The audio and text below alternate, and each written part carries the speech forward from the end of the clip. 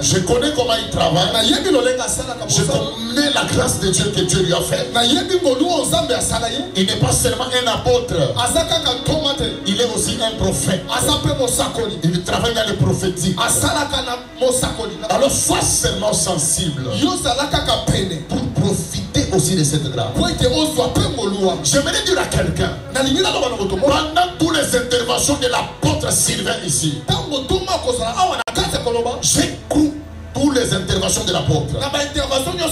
Je crois au fin de mon cœur. Il y aura une femme, il y aura un homme qui va témoigner de Dieu. Mais Sylvain Moulamba a donné des femmes qui n'avaient pas de trompe. Il y a des gens qui marchaient à pied. Aujourd'hui, ils marchent aussi avec des véhicules. On ne donne que ce qu'on a.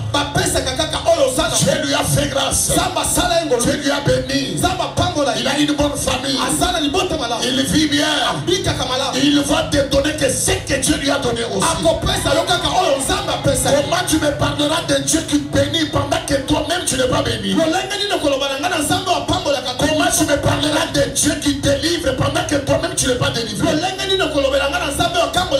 Dieu qui donne aux gens même le foufou, mais toi, c'est toi qui donnes encore la famille. L'apôtre va te prêcher le Dieu de ses expériences. L'expérience de l'apôtre Paul. L'expérience de l'apôtre Jacques, non. Avec Dieu. Je ne suis pas en train de faire passer le temps. Je suis en train d'attirer ton esprit. Je t'amène quelque part. Alors nous devons donner du temps à l'apôtre. Dès que je descends, je lui laisse le micro, il va tout faire jusqu'à la fin. C'est pourquoi j'aimerais que nous puissions nous acquitter des problèmes des offrandes ordinaires. Est-ce que nous pouvons acclamer Jésus pour les offrandes ordinaires? Acclame bien, c'est un temps de la bénédiction. Nous voulons donner les offrandes ordinaires. Prends une bonne offrande. Tu avais pris un engagement avec l'évangéliste Van. Si tu as amené ça, viens directement me le donner à la main. Je vais t'imposer les mains et prier pour toi. Après tu vas donner ton nom, nous allons écrire ça. Parce qu'il y a un programme d'aller à la montagne. Il m'a demandé de lui donner le nom de tous ces gens-là qui ont souscrit pendant qu'ils travaillaient. Amen. Amen. Amen. Amen. Alors si tu as apporté ta dîme, tu vas venir aussi me le donner à la main. Je vais te bénir. Même n'importe quel engagement tu avais pris pour le billet des orateurs, tu avais pris un engagement quelconque. Viens seulement me le dire à l'oreille que non, papa, j'avais pris ça, c'était l'engagement. Prends une bonne offrande. Nous allons suivre comment est-ce que l'homme de Dieu va nous orienter pour donner à Dieu. Sous cette mélodie, j'aimerais que nous puissions dire à Dieu. Tu as apporté ton enveloppe, tu t'avances avec ça. Maître, dirigez bateau et moi, je vais un bateau du bateau. Venez, on commence par ici.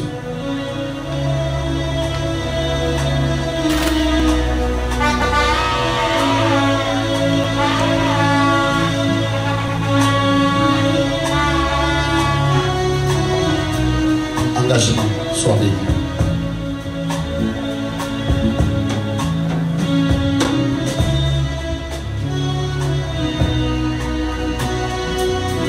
Mon ami, avant de la quitter la grande, c'est quel enfant de la quitter la grande? Ça c'est un ami à moi. Oh, ça dit mon Nicaragua. Nous allons offrir à Dieu avec joie. Tu as porté ta dîme. Avance avec ça, tu as porté.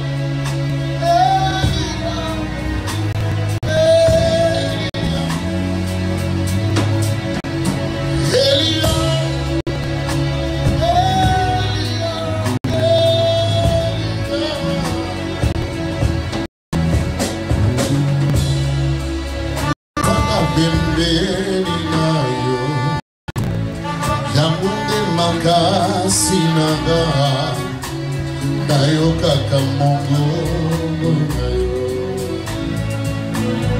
yango nde likolo nanga kofanda pembeni ya shama yango nde makasi nanga nayokaka mongongo nayo. Est-ce que nous pouvons encore nous mettre ensemble? Gloire au Seigneur. Amen. Merci que les claveristes restent, que Dieu vous bénisse abondamment. Amen. Amen. Amen. J'aimerais, avant de céder la chair à l'apôtre, honorer un homme de Dieu. Il n'est pas aussi un visiteur, il nous a déjà parlé ici. Nous avons un nom que nous l'appelons toujours l'homme du corbeau. Amen. Amen. Il n'est pas seulement pasteur, il est aussi notre habilleur. Amen. Amen. Amen. Amen. Amen. Amen. Mais tellement que mon ninga quand on a pas comme mon côté bien naka. Son abétia moi yemo côté akoseka. Parapluie. Yemo quoi yemo. Amen. Amen. Je vais demander au pasteur Enoch Félix Kadima de se tenir debout et de recevoir. Est-ce que nous pouvons bien le recevoir? Merci beaucoup l'homme de Dieu. Merci pour votre présence. Nous sommes vraiment honorés ce soir. Que Dieu vous bénisse abondamment. Alors je demande à l'Église de se tenir debout. Parce que moi j'ai toujours dit, c'est l'apôtre qui parle. L'apôtre veut parler. Quelqu'un qui mouille ses maillots. Il m'a dit, je suis venu pour le travail. Amen. Amen. Je peux répondre à l'apôtre que Bissoto Zose na Musala na Yoa. Bissoto Zose na Musala na Yoa. Obanga. Kaka bandokine bazo banga. Parce que baïde akobimisa bango na mpasi. Mais osenga ye soka monindoki asinalenga mo en privé. Amen. Yangote. Bongo te abimiseka na mpasi. Kakayo wana mutoke no cha photo na Facebook na l'église na bangwana bakomo bimisa bandoki. Amen. Amen. Amen. Amen. Amen. Amen. Sous vos acclamations, nous allons honorer, nous allons recevoir.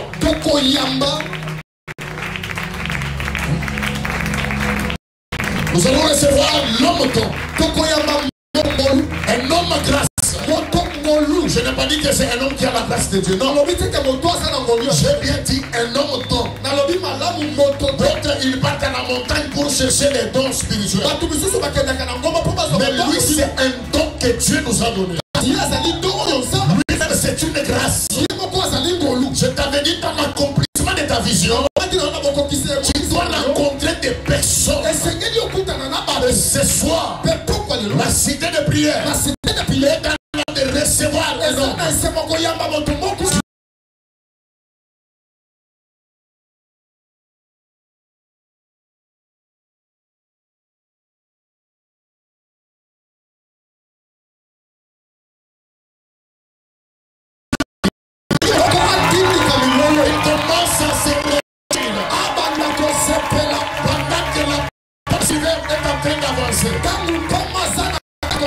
J'aimerais que tu acclames bien le Seigneur. Acclame bien le roi des rois. J'aimerais que tu acclames bien le Seigneur. Tu n'as pas le convaincu. Il n'y a pas une maman qui peut me contrôliser. Oh mon Dieu. Maman, il y a des gens qui ont été maman,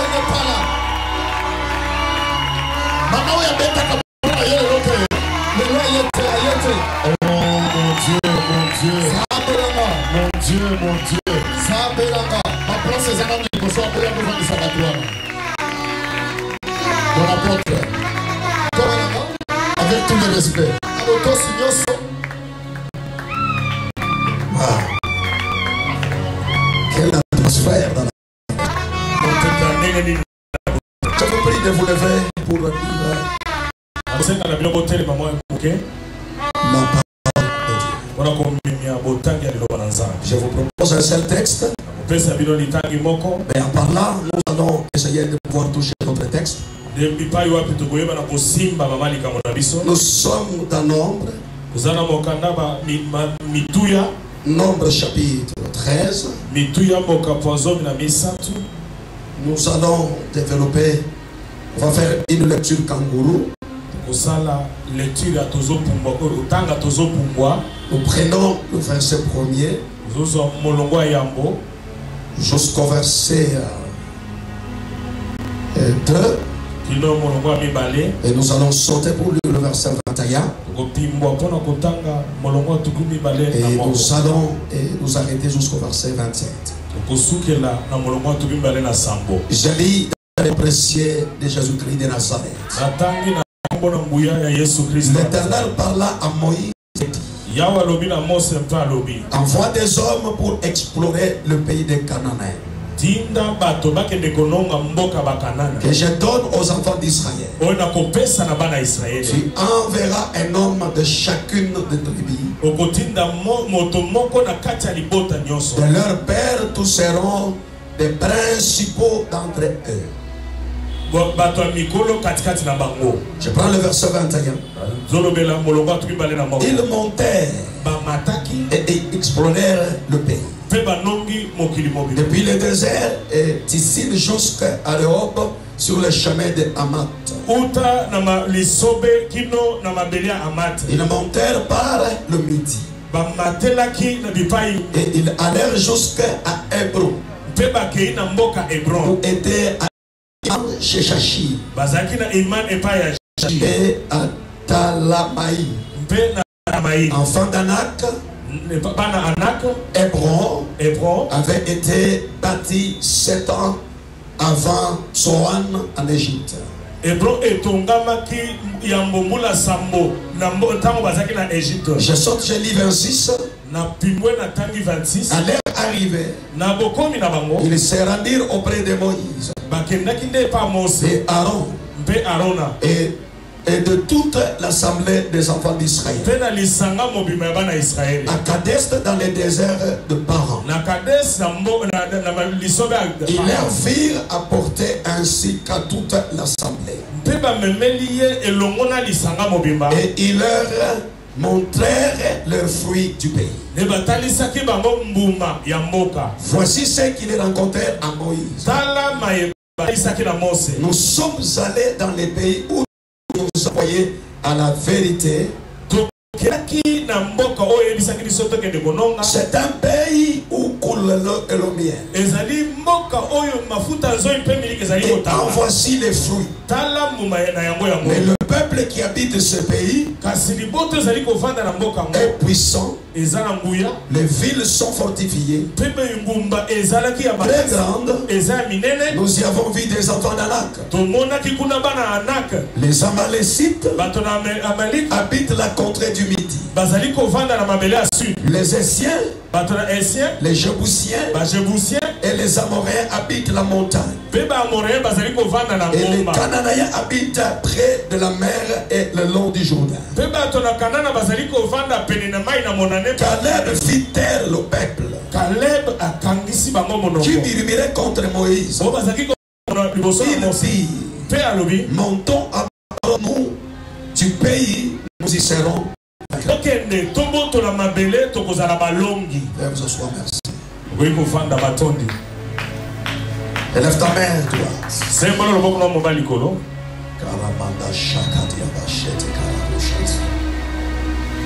Élève ta main droite, sois connecté.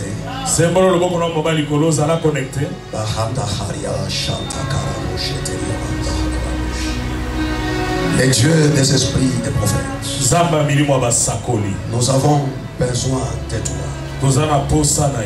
Dans cette réunion de prière, Sans toi, Père, nous ne pouvons rien faire. Touche le cœur et dispose le cœur à recevoir ce que tu as préparé pour eux. Dans les noms précieux de Jésus-Christ. Et nous avons ainsi prié. Disons Amen. On acclame le roi. Je vais m'acquitter de quelques devoirs. Le premier devoir, c'est de dire infiniment merci à Dieu. Lui qui est le maître de temps et de circonstances. Lui qui a permis que nous soyons dans ces marathons de prière. Un grand merci à ces grands dieux. Nous disons merci à l'homme de Dieu, le pasteur Junior,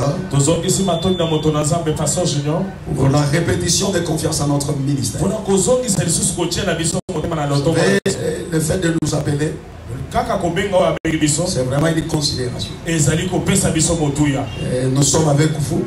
Nous vous aimons. Nous vous portons dans le cœur. Vous avez notre soutien. Chaque fois lorsque vous nous invitez, nous sommes et nous serons disposés. Et nous bénissons notre maman. Elle m'a fait une très bonne cuisine hier, je ne sais pas. Hier, je ne sais pas, 3 jours, 4 jours, on a mangé. Bon, je me suis dit, c'est quoi ça? J'ai oublié, je croyais qu'on était au restaurant. La table était vraiment bien dressée. Alors, je ne sais pas comment expliquer. Alors que tu sois informé seulement que la table était bien dressée. On a mangé très bien. C'était très très compliqué. Merci aussi au pasteur Félix qui est au milieu de nous. Que Dieu vous bénisse pour votre présence. Nous vous aimons. Nous voyons tout ce que vous faites. Vous avez notre soutien. Que Dieu bénisse. Le thème de ce grand travail est intitulé Conquérir ma terre. Mon ami, vous allez bien? Très bien. Conquérir ma terre. Alors, cette histoire de la conquête, c'est une histoire qui a existé avec un peuple qu'on appelle le peuple d'Israël. Alors, je vais expliquer quelque chose avant de toucher le message. Quand on parle de conquérir, c'est cette action d'arracher par force. C'est-à-dire, dans le domaine de la conquête, ce n'est pas comme la sortie d'Israël en Égypte. Pour que Israël soit libéré en Égypte, il fallait la négociation. Parce que Dieu a dit à Moïse, va dire à Pharaon, le Dieu de mes pères m'a envoyé pour que tu libères. C'était une négociation. Alors, la deuxième option, c'est-à-dire, lorsque tu parles avec la négociation, ça ne tient pas. Ça sera maintenant par ma main puissante. C'est-à-dire, il y a la négociation et la puissance de Dieu. C'est ce qui a libéré Israël. En d'autres termes, la libération du peuple de l'Égypte vers la terre. C'était une affaire de Dieu avec Moïse. C'est-à-dire, Dieu envoie Moïse pour aller négocier. Si Pharaon boude et il refuse, là Dieu va manifester sa force. Et en lisant la Bible, vous allez comprendre à ce qui concerne la sortie, c'était une affaire de Dieu et Moïse et c'est fini. Et à la sortie, ils ont immolé l'agneau pascal. Alors quand l'agneau fut immolé, et ils n'ont rien fait si ce n'est que sorti. Mais dans cette affaire, c'était l'affaire de Dieu et l'affaire de Moïse. Et le peuple, ce qu'il devait faire, c'est obéir aux instructions de Moïse comme un libérateur. Mais il y a une chose qui tire Dieu va cesser maintenant de parler avec Moïse à la manière maintenant de changer la formule. Comment Dieu change la formule? Dieu commence à impliquer maintenant le peuple. Dieu amène le peuple au niveau de Kadesh de Barnea. Lorsqu'ils arrivent là, la Bible dit ceci. Dieu appelle Moïse et dit: mon ami, viens. Cette fois-ci, je vais te donner un travail. On a travaillé avec toi à deux. Mais maintenant, j'aimerais qu'on implique maintenant tout le monde. Qu'est-ce qu'il va dire? Tu vas me choisir dans chaque tribu un homme, c'est-à-dire qui est le représentant de chaque tribu. Ça veut dire tout simplement, c'est une façon où le peuple me parle les échantillons. Écoutez, Dieu peut parler dans une famille. Il dit: je vais bénir cette famille. Ne croyez pas qu'il bénira. Si vous êtes à 10, tout le monde sera béni. Ce n'est pas tous les 10 qui seront bénis. Dieu peut choisir un, 2 ou 3 échantillons. Il les élève et ils deviennent les escaliers des autres. C'est comme ça que Dieu fonctionne. Même quand on parle de ce marathon, on dit que Dieu dit: dans ce marathon, Dieu va bénir. Il bénira son peuple. Ce n'est pas toute cette foule qui seront tous bénis. Mais Dieu va sélectionner l'échantillon. Et ces échantillons-là, ce sont eux qui représentent le peuple. J'ouvre une parenthèse que je vais fermer. Je lève ma main. Je déclare et je prophétise que tu sois sélectionné parmi les échantillons. Je ne dis pas ton voisin, mais je te parle à toi. Que tu sois sélectionné parmi les échantillons. Je vais expliquer quelque chose. Dans la maison de Jacob, Dieu n'a pas élevé tout le monde. Dieu a pris un échantillon. L'échantillon, c'était Joseph. Et c'est par Joseph que tous dans sa famille s'est retrouvé élevé. Est-ce que quelqu'un peut me regarder? Je lui dis quelque chose. Je vais t'imposer quelque chose, mais si tu ne veux pas, comme tu es dans cette maison, tu ne sortiras pas tel que tu étais venu. Tu es l'échantillon de Dieu. Tu es l'échantillon de Dieu. Dieu dit: tu choisis ta tribu. Un seul homme. J'aime ça. Ce n'est pas Dieu qui a choisi, mais il a dit à Moïse: tu choisis. C'est-à-dire Dieu travaille en collaboration avec ses serviteurs. C'est-à-dire ce soir, je vais aussi choisir quelques personnes qui seront les échantillons de cette maison. Si c'est toi, renvoie-moi une main. Si c'est toi, renvoie-moi une main. Écoutez, ils sont partis à Kadesh.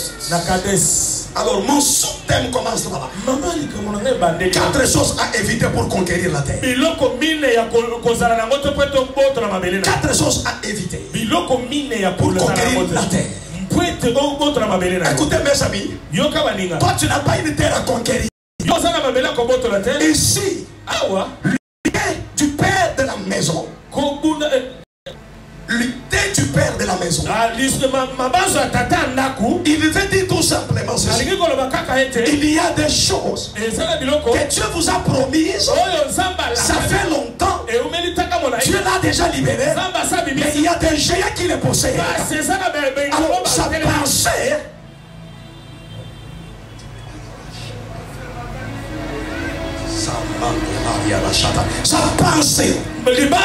sa pensée à lui, c'est de pousser chacun de vous de s'élever dans les relâcher c'est que Dieu avait libéré.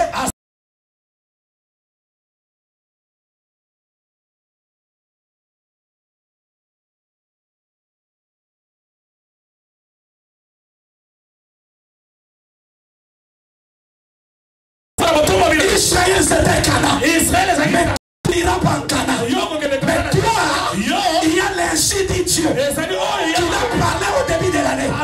Tu l'as parlé depuis que tu étais bébé. Mais tu ne parviens pas à posséder cela. Parce qu'il y a le fils d'Anak. Que Dieu bénisse. Parce qu'il y a les géants qui possèdent cela. Quelqu'un dit Amen. On ne peut pas conquérir si on ne connaît pas la chose qu'on veut conquérir. Numéro 2, on ne peut pas conquérir ce que Dieu ne t'avait pas promis. On peut conquérir que ce qu'on connaît que Dieu l'avait promis. C'est ainsi que dès que tu marches, tu dois avoir la connaissance de ce que Dieu a parlé sur toi. Ta destinée. Il n'y a pas de gens qui viennent te dire ce que tu deviendras. Parce que l'homme change de temps à autre. Pierre, la même bouche. Pierre, la même bouche de Pierre a parlé de Jésus comme le Messie. La même bouche de Pierre a nié Jésus. C'est ainsi que quand tu marches, que personne ne te révèle pas ce que tu es avant toi. Tu dois d'abord connaître sur quoi tu es venu faire et qu'est-ce que tu dois accomplir sur terre avec Dieu.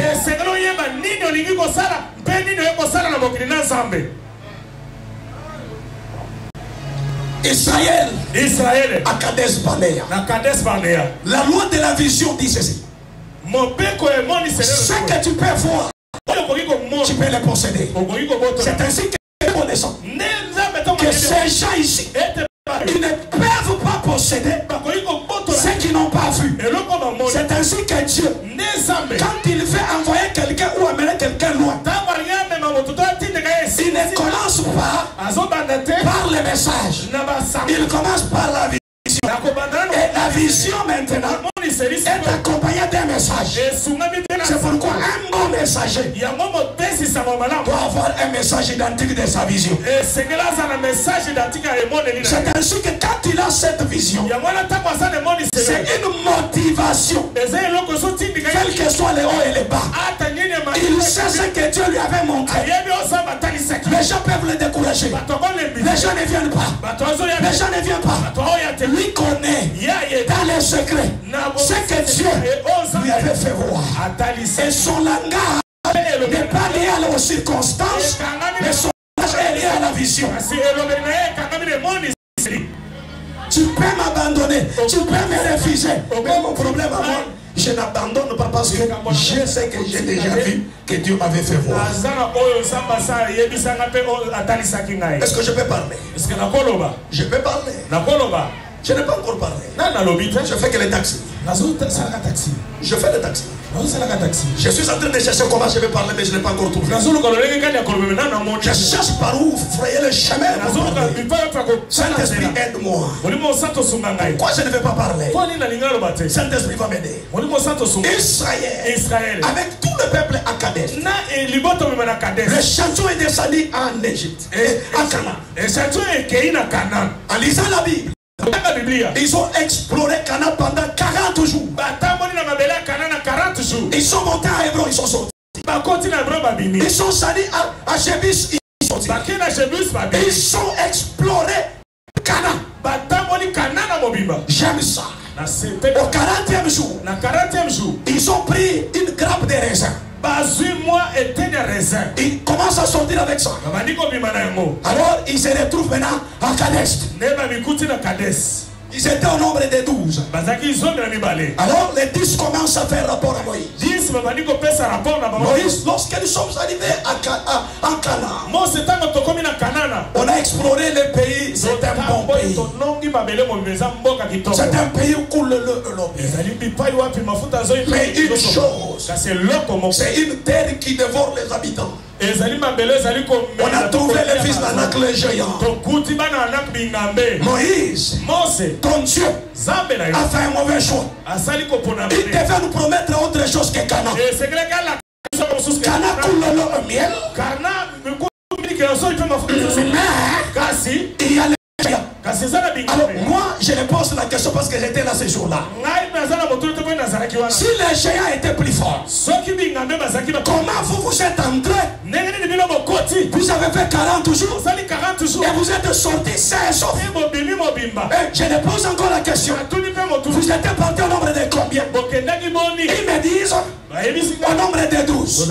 Vous êtes retournés au nombre de combien? Au nombre de 12. Ça signifie vous êtes plus forts que les Cananéens. Je peux dire quelque chose. Je peux dire quelque chose.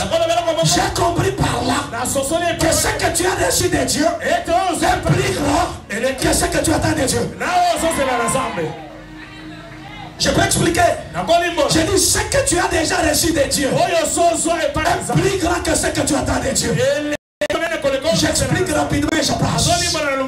Lorsque tu te réveilles le matin, si tu respires, tu as la garantie de ce que Dieu t'avait promis. Parce que ce que tu as, c'est le souffle de vie. Or la Bible déclare, il y a de l'espérance. Pas pour ceux qui sont morts, mais ceux qui vivent. Ça signifie, si je vis, ce que Dieu m'avait promis, ça s'accomplira. C'est-à-dire la vie, c'est la plus meilleure des choses que tu as, la plus meilleure que ce que tu attends.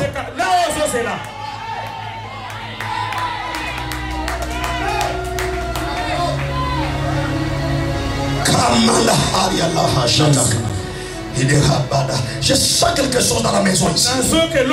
Écoutez, la deuxième des choses, Pasteur Enoch, la deuxième des choses, quand il donnait les rapports à Moïse, les 10, ils avaient une grappe de raisin. Oh, ce n'est pas eux qui avaient cultivé. C'est-à-dire c'est les Cananéens qui avaient cultivé. Et c'est eux qui sont allés cueillir les fruits d'autrui. C'était un témoignage qu'ils avaient à main. Écoutez, il y a des gens avec les témoignages, mais qui refusent que Dieu est capable de faire. Écoutez, la vie que tu as, c'est un témoignage. C'est ça les raisins. La vie que tu as, c'est un témoignage. Mais tu veux parler à main de Dieu avec la grappe de raisin à main.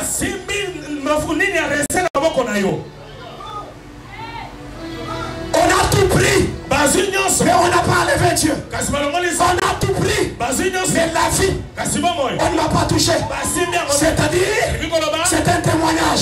Si j'ai la grappe de raisin, Dieu me donne la victoire. La première des choses à éviter. Je ne suis pas pour parler, n'est-ce pas? Alors, écoutez. Après avoir parlé, la Bible dit, ils se sont choisis un chef pour rentrer. Pour rentrer. Et le peuple commence à pleurer.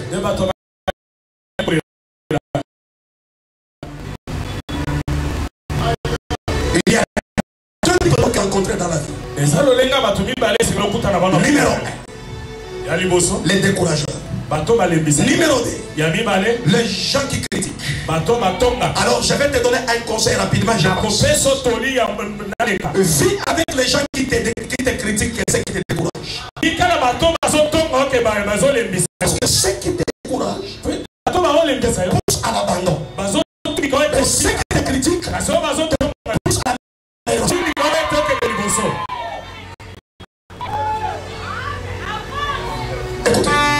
Ne fréquente pas n'importe qui. Il est écrit dans la parole. Celui qui fréquente les sages devient sage. En d'autres termes, si tu fréquentes 5 sorciers, le 6e prochain, ça sera toi. Mais lorsque tu fréquentes aussi 5 millionnaires, le 6e millionnaire, ça sera toi.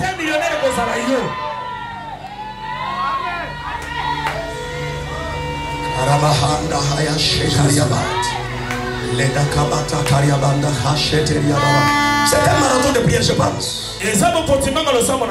J'avais oublié. Mon esprit est rentré maintenant dans les marathons. Écoutez mes amis, il y a des choses dans le monde. Ne vivez pas avec tout le monde. Écoutez, tu es dans le monde. Tu ne peux pas laisser tout le monde. C'est lui qui peut vivre. Tu peux être partout avec tout le monde, c'est Dieu. Mais toi, tu dois sélectionner qui peut être avec toi. Et qui les 10 ont découragé tout un peuple. Écoutez, ne tourne pas tes oreilles à quelqu'un qui te décourage. La première erreur ou la chose à éviter, tu dois refuser d'écouter les raisonnements des hommes à la place de la révélation. Papa, répétez pour la liga. Parlez comme un prédicateur. Parlez comme un prédicateur.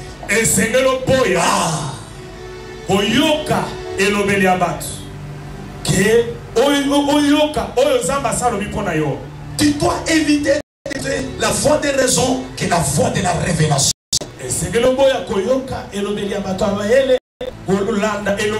Suivez-moi.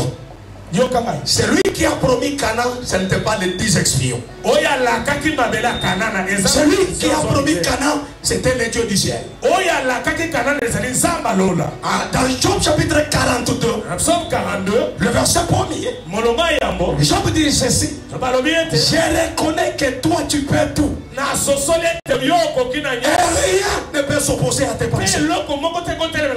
C'est Dieu qui a parlé. Écoutez, quand Dieu te promet, il dit en 2023, c'est toi qui seras président de la République. Ne te pose pas la question. Le nouvel président sera où?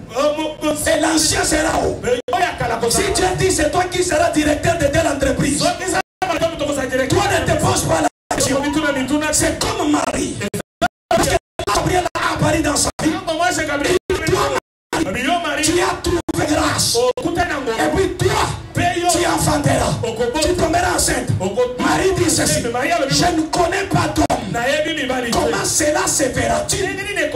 Écoutez, l'ange lui dit: l'ombre du Saint-Esprit et l'ombre du Très-Haut va te couvrir de son ombre. Le Saint-Esprit l'explique. Je ne suis pas là-bas. Je prends le langage de Marie. Marie avait raison. Il regarde dans Genèse. Vierge qui a conçu sans connaître un homme. Alors elle dit: ça c'est la folie. La folie de Dieu est plus meilleure que la sagesse des sages. La folie de Dieu. Écoutez, il y a des fois qui peuvent te visiter enveloppé du ténèbre.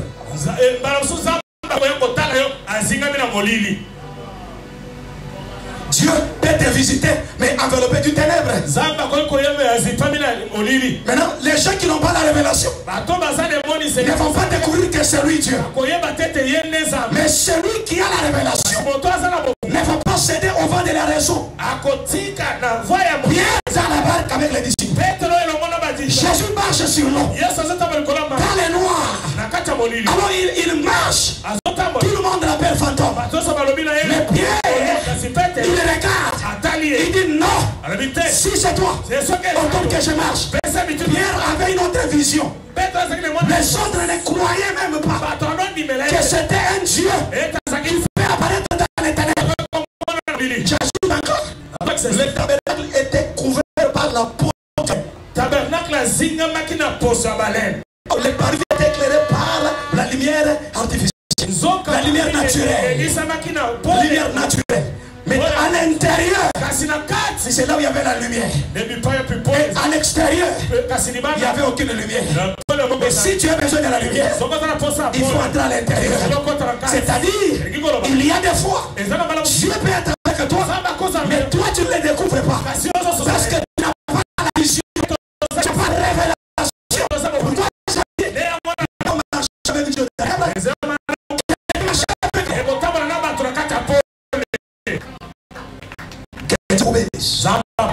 Dieu devient Dieu quand tu le découvres. Mais si tu ne le découvres pas, il reste animal. Mais il est là. Quelqu'un me dit, écoutez, la révélation c'est laquelle?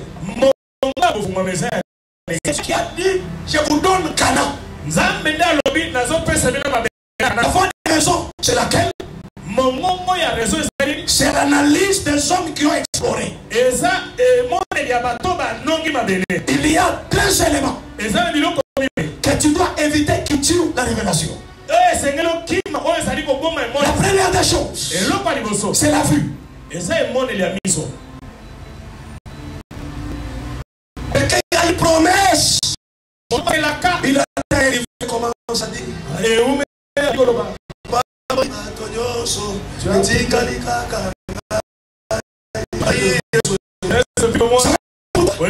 C'est sa vue. Il a vu comment les gens construisent. Mais il se voit lui en train de dormir dans un studio.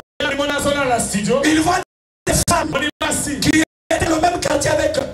Dans les mariages. C'est un yeux.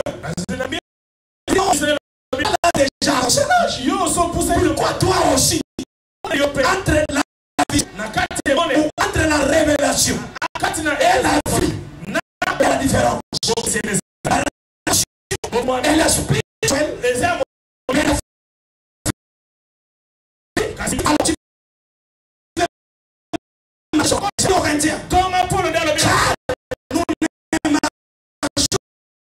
nous marchons selon la foi. Parce que la vie vous amène dans un il faut la saluer. Parce que mon lien avait la suite et nous construisons par la révélation de Dieu. Qu'est-ce que Dieu a placé dans ta vie? Qu'est-ce que Dieu a placé dans ta vie? Alors la vie, c'est minime. La révélation.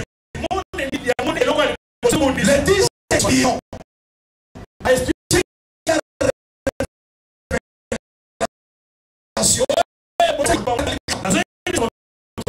il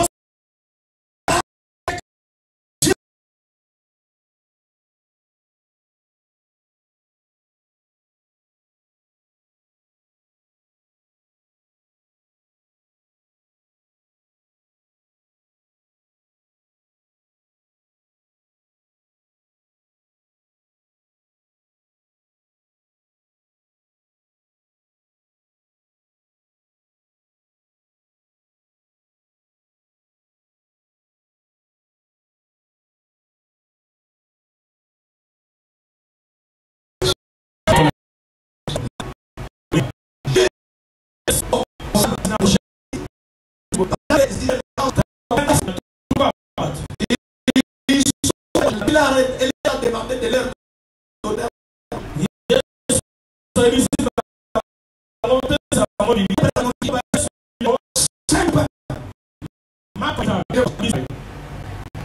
Alors Jésus leur dit, Faites-les à soi.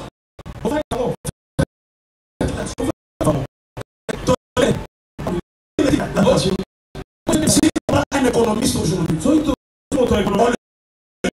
5 000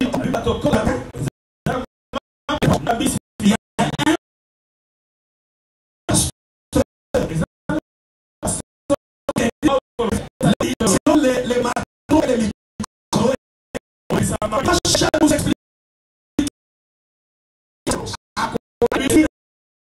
La science, la révélation de Dieu, la révélation plus puissante.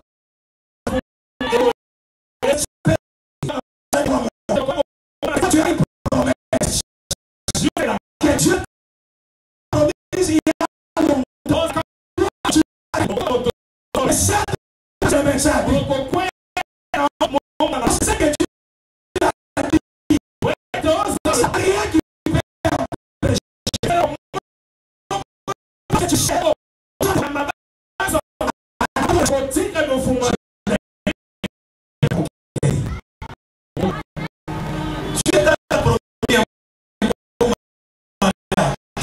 Âge là, c'est pour ça.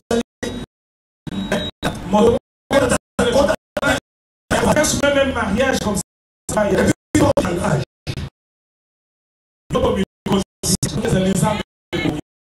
Siméon.